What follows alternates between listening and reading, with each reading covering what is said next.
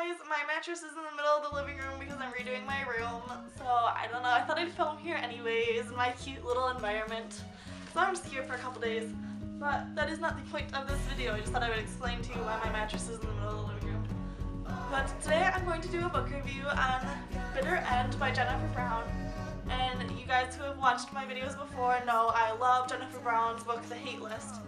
So I went and picked up this book by her, expecting to be just as swept away as I was with The Hate List. Now, had I not read The Hate List before, I wouldn't think this book was horrible or anything, but I am horribly disappointed.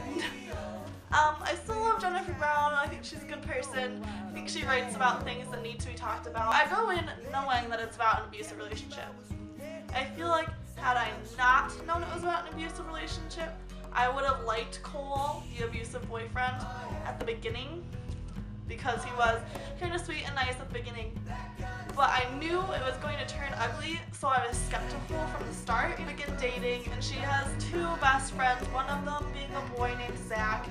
And this boyfriend comes in and is just such a jackass. I just finished this book last night, so I'm still a little heated. So Cole, the new boyfriend, comes in and is like, I can't believe you're hanging out with that guy, and it's been her best friend for her whole life. So I was so frustrated. He just keeps saying like, oh, he just wants to get in your pants, and he calls her a slut, and he just does all this stuff, and he abuses her. He pushes her around, he punches her in the face, he chips her tooth, he chokes her, and I know Jennifer Brown was trying to make it realistic and show that the people being abused can still be in love with the person abusing them because they think it's a one-time thing, or it'll go away, or it's their fault.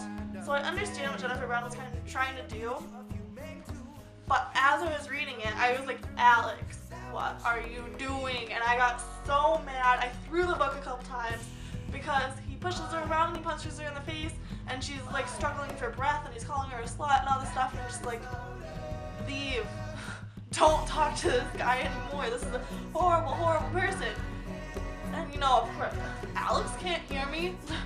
But I got so mad. And I don't know. And it even says right in there that people are always like, oh, if you're in an abusive relationship, just leave, like just get out. And I understand that she was conflicted and confused because he would go back and be like, oh babe, I'm so sorry, I love you, I'm getting counseling, I'll try to do anything to make this better and all this stuff. But come on. I just was so mad.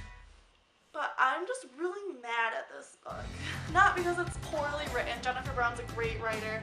Trying to get the message out, like, it's hard, you don't really understand what it's like to be in an abusive relationship. But, I don't know, coming from an outsider's view, I just was so mad. And, of course, I'm mad at the abuser, but I'm mad at Alex, the abusee, too, because she's not getting out, and she's being like, oh, it's just a one-time thing, or I pushed him, or all this stuff, and I'm just like, no, no. When there's a character in a book, and you start to feel like they're your friend, and I picture Alex as my friend, and me being the friend being like, what the hell are you doing? Like, you can't do this anymore. And that's what her friends were trying to do too, and because of this guy, she was like pushing her friends away. And, ooh, I'm just so mad. Ultimately, I would recommend this book because it's something worth reading, it's something worth thinking about. I feel like I'm better prepared for if anything ever happens to me with a wife. Having read this, I can think like, get out, get out, get out, get out. Even if it's hard, get out. So I think having read this will have helped me for that sense, and I would still recommend it. It just made me really mad. So I'd still recommend it, but expect to throw it down in anger a lot, you know? It made me feel kind of strong because as I was reading it, I knew, have someone hit me, I'm gone. Probably because I got so mad at her. Like, I'm a little bit more prepared for if it ever does happen.